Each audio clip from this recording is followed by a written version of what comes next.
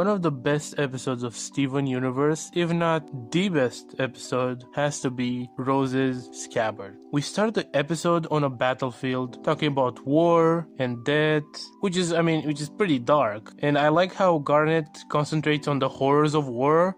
Countless gems were broken here.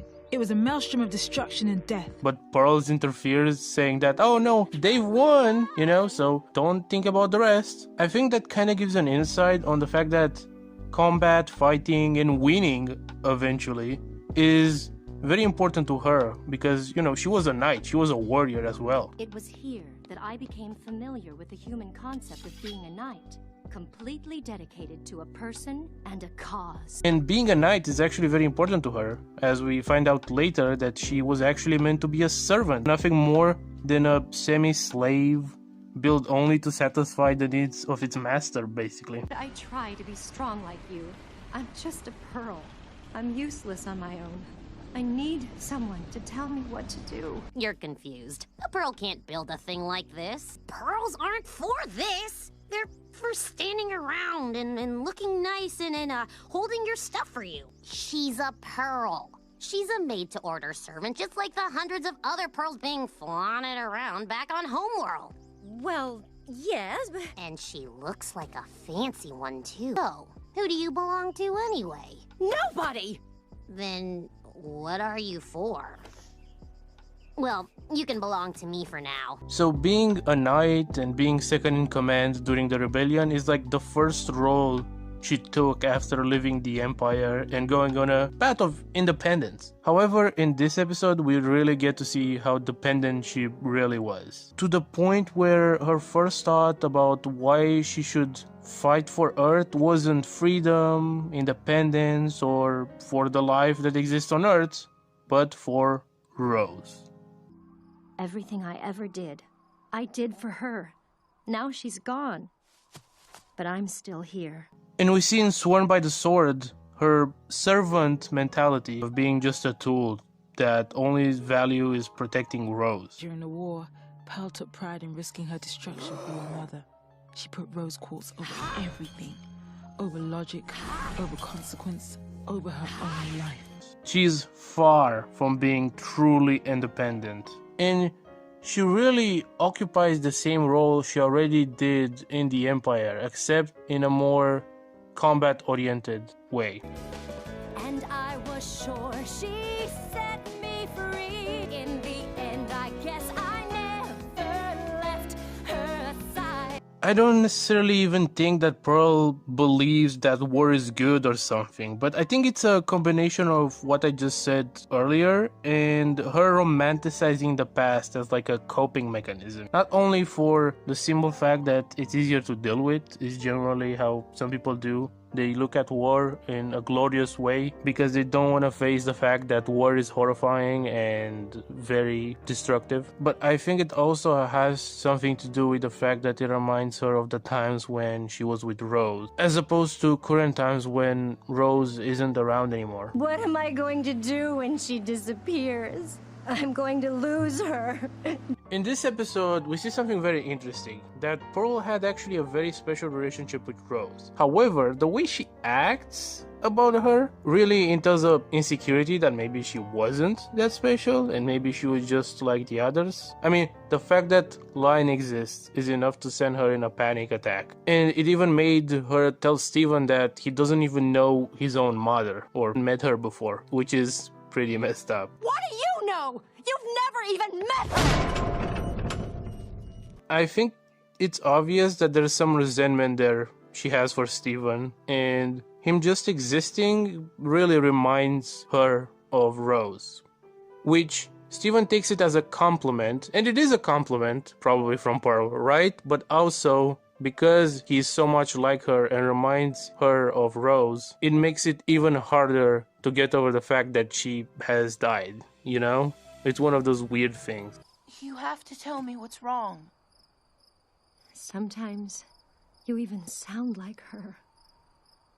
In Season 2, while talking to the cool kids, Steven even vocalizes this sentiment, saying that Gems probably blame him for the fact that his mom isn't around.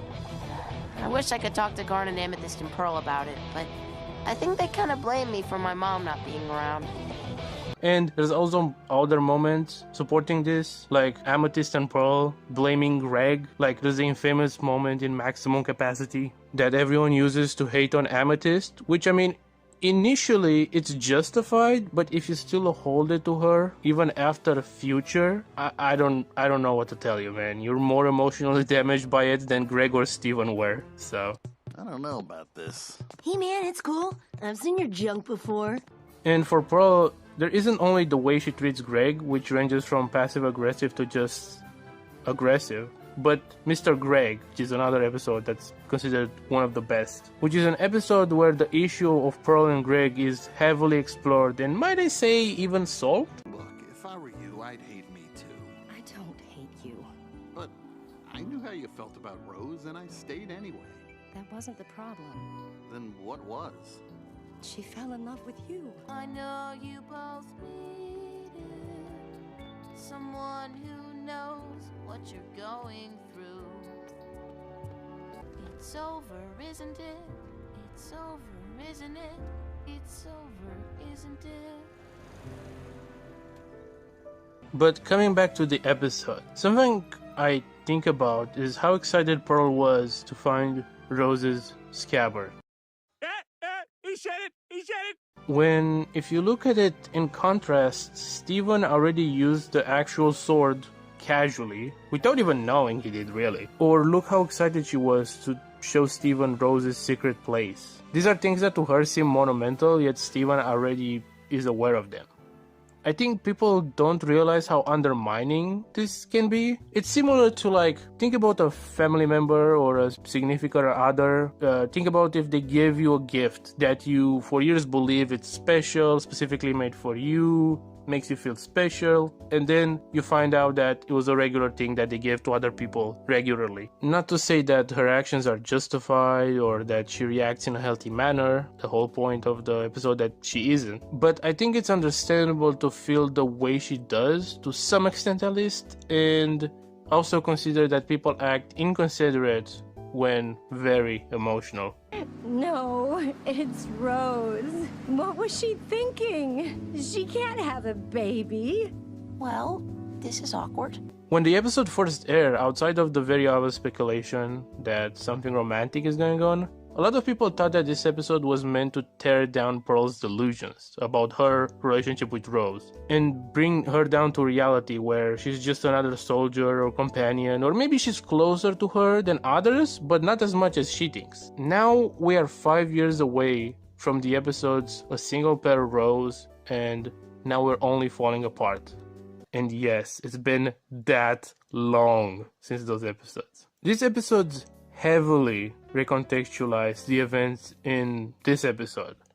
I mean, Pearl is right. She's perhaps the most important person, not only to Rose, but the rebellion itself. Without her, Rose would have never taken this form. She would have never went down to Earth, see any of the life or the beauty that is there, form a rebellion, or become its leader. Without Pearl, there is no rose quartz. There is no crystal gems. And aside from all of that, they were together from the beginning, stayed together for thousands of years, and she was the first person each other fused with. So I would say the situation is so much more tragic with the context in mind, especially when you look at how much she loved her. One thing I love, however, about Steven Universe is how subtle it can be. I've been talking about Pearl and Rose's relationship, but I haven't yet really mentioned how it is heavily coded and implied to be romantic, at the very least from Pearl's side. But the show never tells you that Pearl was in love with her or that she wanted a relationship, at least, not directly. My Pearl, you're wonderful. And you have nothing but the way you feel, your strategy and a sword. You just think about the life you'll have together after the war. You won and she chose you, and she loved you. She's gone. And I'm not yours, but I make you so happy anyway. Isn't that ridiculous? Tell me to stop. Please don't ever stop. It's over, isn't it? Why can't I move on? And after love and loss and all the tears that I cried, I find that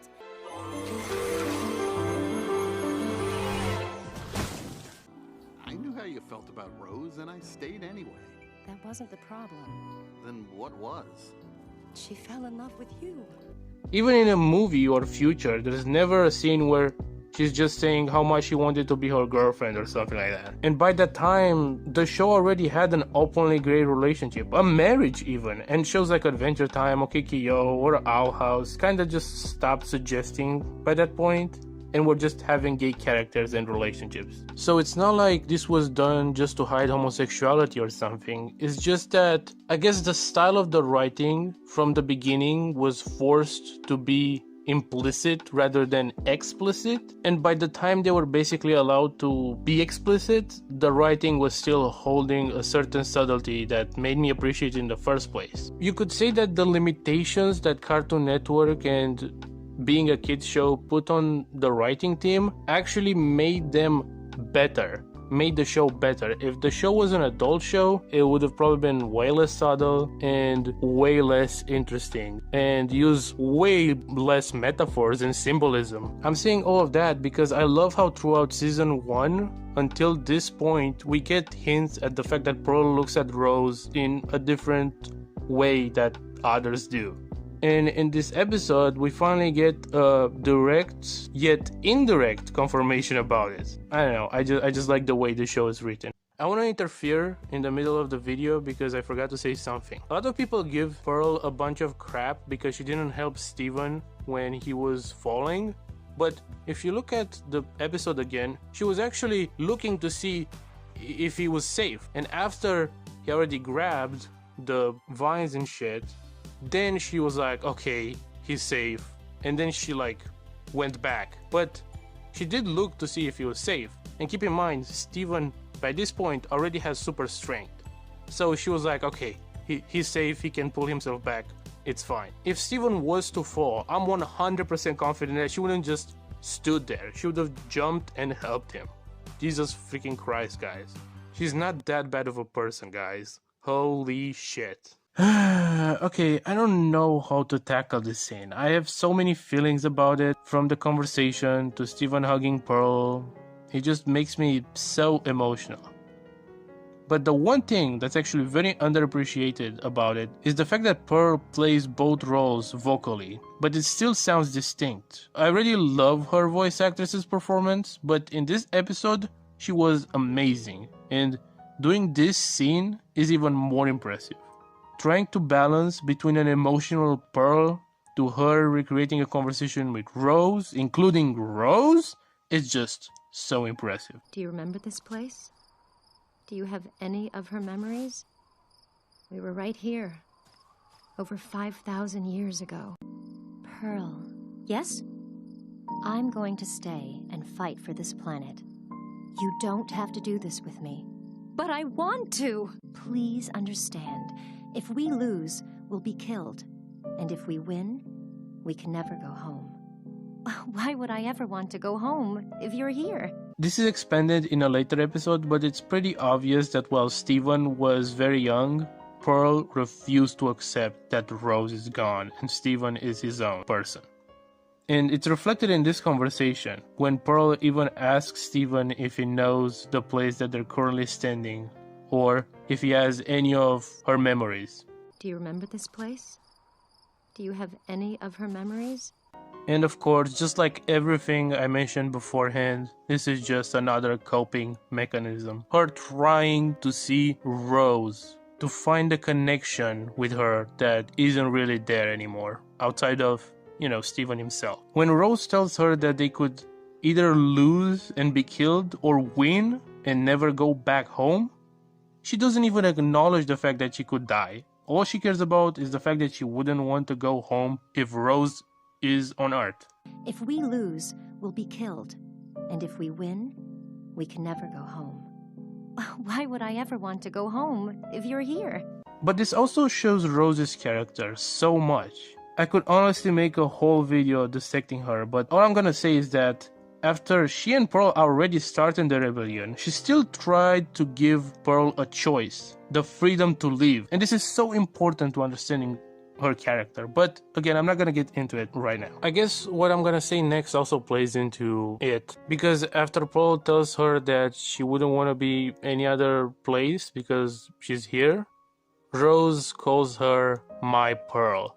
Now, before a single pearl rose, you might look at this and be like, maybe she meant it in a romantic way, or they're friends. There's like 1,000 ways to think about this. In a single pearl rose is revealed why she said my pearl. It wasn't because, like, it's funny, I just watched a video of 2 people talking about this episode, and they were like, well, it's obviously not the possessive, right? She's not literally her pearl, like, it's not her property. But then, like, we find out later that she is her pearl, like, she is her property. Like, this takes a whole new context, which goes to show that they were planning this from that point. Like, they were already planning all of this. And in a previous episode, we already have murals of Rose Quartz fighting what I assume to be Pink Diamond. So the fact that they already thought of Pink Diamond, and they already thought of everything and who Pearl is, her backstory, Rose, her backstory, is actually kind of incredible. This is like only season 1.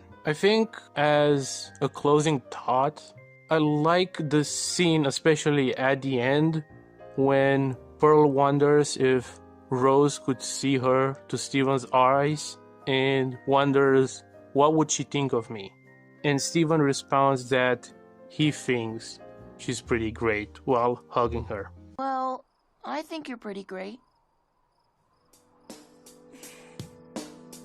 And then we get a scene of them riding on Lion, which does 2 things. One, accepts Lion as a thing, as an entity that exists, as the fact that Rose kept secrets even from her. It's a very subtle way of showing that she's not scared of him, she's just accepted what has happened. But also, if you look into it, this episode is the episode where Pearl actually accepts Steven as his own person. She doesn't view him as just like a side of Rose or a continuation of Rose or maybe a reincarnation or something. No. From this point on, Pearl treats Steven like Steven 100%, not Rose Quartz.